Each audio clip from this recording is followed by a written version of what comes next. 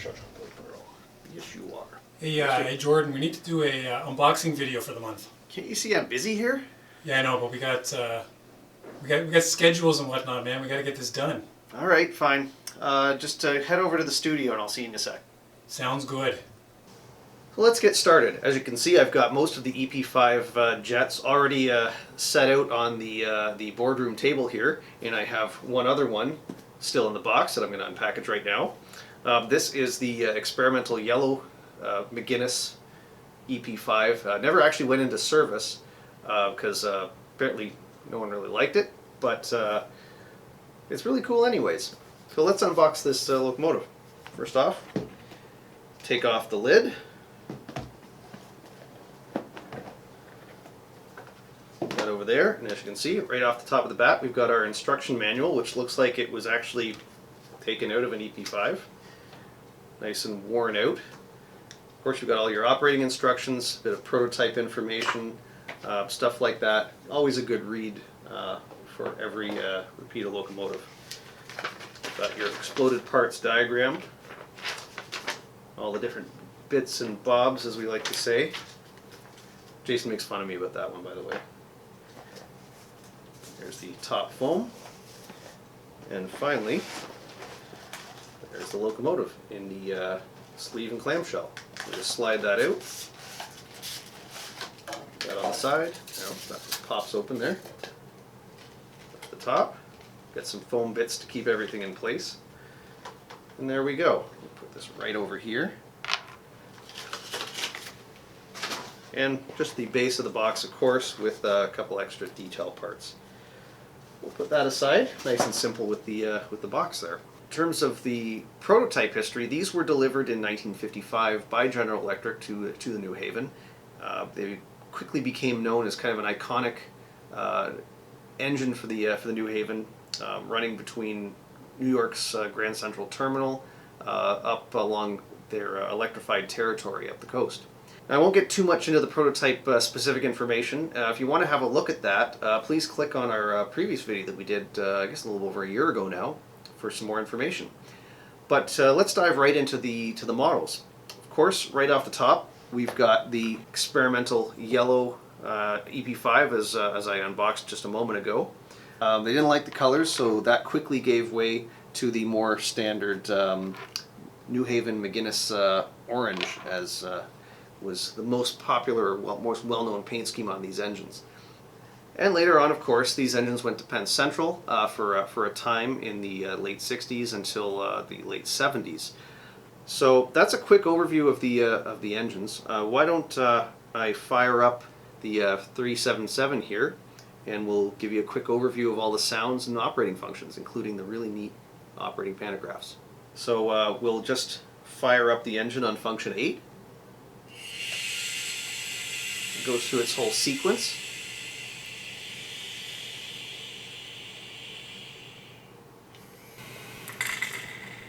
Pantograph automatically goes up. You can hear that crackling of the power as it connects to the overhead catenary.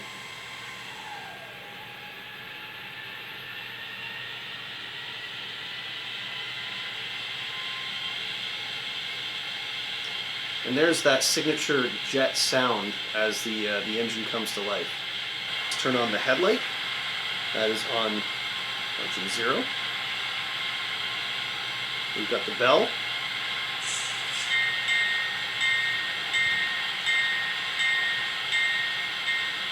Of course, we've got the other signature New Haven detail, the Hancock air whistle.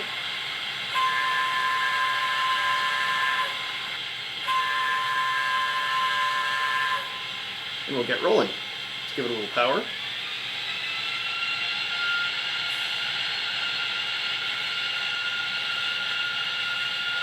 You can hear that jet kind of scream as it starts to travel down the track.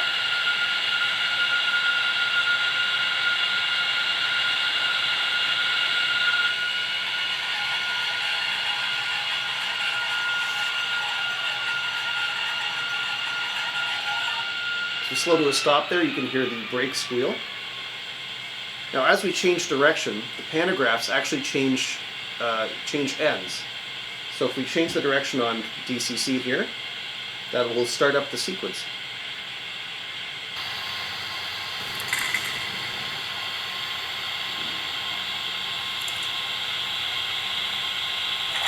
Yep, the first one raises, the other one lowers down, and we're ready to go in the opposite direction. Now this function is only available on DCC. Now if you also want that can be turned off. There is a button on the bottom of the engine where you can shut off the pantograph mechanism if you want to keep it in the lowered position. Once again, let's get it moving down the track in the opposite direction. And we're off.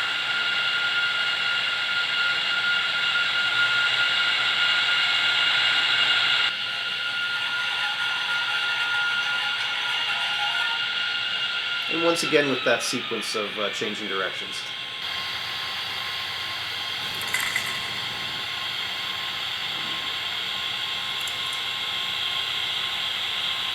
Very cool. That's a quick look at our HO scale EP5 jet electrics. These models are in transit right now and should be arriving this February, so please see your local dealer or online retailer for availability. Next up, we're having a look at the production models of our much anticipated second release steam heater or steam generator cars. It's been a long time since we last released these, probably over 10 years now, and we've actually redeveloped these models to have a soundboard instead of the original steam generator unit. That mechanism was found to be a bit unreliable, so the sound is a good replacement for that. So we've got lots of different road names and numbers available. You can actually see the full list on our website. And if you want a bit of a history on these cars, just click on the link in the corner there. That will link you over to Jason's video that he produced last year. So first off, we've got three of the cars here. We've got Via, CN in the 1954 paint scheme plus Ontario Northland. And I've got CN in the 1961 scheme that I'm going to unbox. So first off, just open the flap, slide the clamshell out of the package, and as you can see, put that aside there. First off, we've got the instruction manual. So this gives you a quick history. I can get this open here. Quick history and a bit of information, warranty information and whatnot on the cars, both English and French, plus the exploded parts diagram, which we have right there. As you can see, of course, this is the version that now has the soundboards. There's our clamshell there. Of course, we've got our famous Rapido handy dandy lighter. We'll be using those in a moment to activate the sound. We've got some steam trap detail or steam pipe detail. That's to connect the two different cars if you want that feature. Let's open up the clamshell. Put that aside. We've got the car wrapped up in some plastic. Put that aside as well. And there we go. That is the CN 1961 paint scheme. Before we move on and have a closer look at the details, sound and light functions on the SGUs, I'll just give you a quick history. So in general, and this was very common in Canada right into the 1990s, passenger trains were heated by steam. Now, in the steam locomotive days, that wasn't so much of a problem because steam locomotives, of course, generated their own steam, so that heated all the passenger cars. Now, when diesels came along, they didn't have that that steam capability as much. Some locomotives did have steam generators in the nose, but in a lot of circumstances, if you didn't have one available in your locomotive, you'd need an extra steam heater. And these were very common, especially on CN, in the 50s and right into the 1990s when these ones were finally retired. This particular model is the GMD steam heater car. There were other versions as well. CCNF had one, and I believe NSC had a different version as well, which have been done in brass before. But this is the only one that's been done in plastic to date. So that being said, why don't we dig in now to the details and have a closer look at the cars. So as you can see, I've got the Ontario Northland steam generator or steam heater in my hand here. Of course, you can see all the traditional Rapido details. On the ends, we've got all the separate grab irons, separate metal grab irons, the etched metal coupler platform. There's the brake wheel with an actual brake chain on there. Got lots of other grab irons and separately applied details, separate grabs, separate ladder grabs, lots of really neat detail. And if we flip it upside down, of course, you can see all of the underbody detail that would have been on the prototypes. There's lots of this kind of detail here, so once again I will forward you over to Jason's overview of these cars from last year, where he gives you a more in-depth look. Okay, so I've got the car on the track now. To activate the sound, you just grab your handy dandy lighter and wave that over the center point, just like that. And that gives you the sound effect of the steam kind of generators inside the car just doing their thing. Now, some people might find the sound a bit too loud or a bit too quiet, and we've designed that into the car in case you want to change that. So again, we'll grab our lighter. On the hatch at the brake wheel end, we'll just attach that there. That lifts the roof hatch off, and right inside the car you'll see a slider switch, and this can be slid back and forth to turn off the sound, have it quite quiet or quite loud, depending on your preference. Very easy to adjust that. Let's adjust that downwards just a little bit there, and we will put our roof hatch back in place. There we go. And just like the previous release of steam heaters, we've included directional lighting on the cars. Activated with, again, your handy dandy lighter. You just wave this over the end of the car, and that turns the light on at one end, and the other one is activated separately. We'll just wave that over there, and that turns the other light on. You can have either one on, or neither, whichever you prefer. Well, that's a quick overview of our second release steam heater cars. Now, these shipped just recently, earlier in January, this is January 2022, and we are already sold out, so make sure you do see your local dealer or online retailer for availability. As you can see, I've been kicked out of the boardroom for this next segment, which features our HO scale GLA coal hoppers. In front of us here, I've got 6 of the different paint schemes, and I've got one, a Pennsylvania car that's still boxed up. So let's have a look. Take the tape off. That on the side, got the plastic cover, that over there. There you can see the all-new box for the GLA.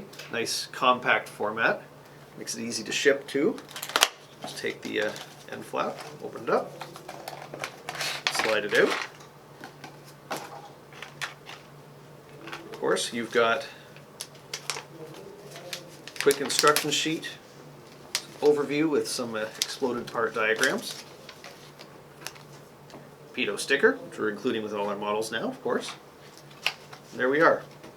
Hopper in the 2-part clamshell package. Just take that off. Put those aside. Unwrap it.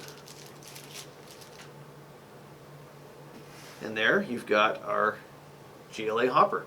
Well, in our first release of these really neat little hoppers, we've got several different paint schemes. In front of me here, I've got the Pennsylvania Shadow Keystone. We've got the Canadian National car here, Cambrian, Indiana, Lehigh Valley.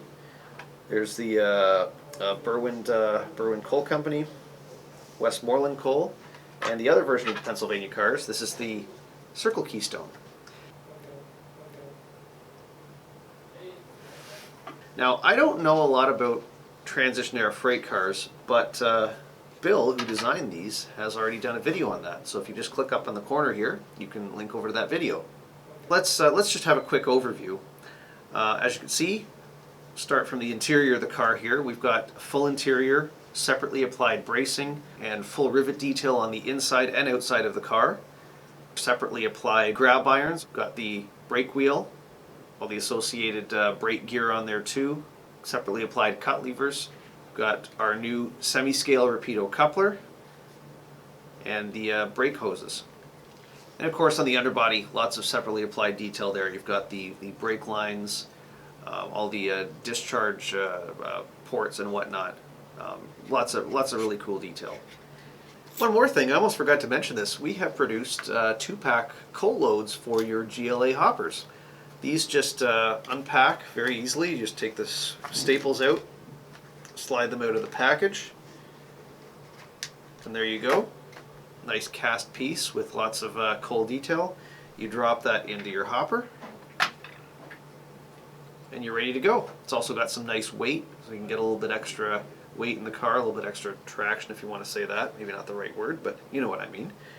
And you're off to the races. And every pack is unique. No two coal loads are alike. They're all a little bit different one another, so you don't have to worry about having the same coal load in every car. So that is a very, very brief look at our GLA hoppers. We're filming this video right at the beginning of February, and these cars actually shipped out about a week or so ago, so they should be hitting the stores right now, early February 2022. I believe we might have a couple left on our website, if it's online. Might not be yet when this video goes out, but hopefully the new website will be launched by then. So have a look on there, see if there's any left, but more importantly, see your local hobby shop. A lot of stores will have these in stock and should for some time now. This is, of course, the first release. We will do more road numbers at some point in the future, probably a couple of years down the road, if you'd like to add to your transition era coal fleet. So that's a pretty good look at these cars and all of the other models that have kind of arrived this month. So thanks for joining me for this. Oh, I just broke that. It's going to come out of my pay. Anyways, that's a quick look at our unboxing for this month. We'll see you again later in March for another unboxing video. Thanks for joining me.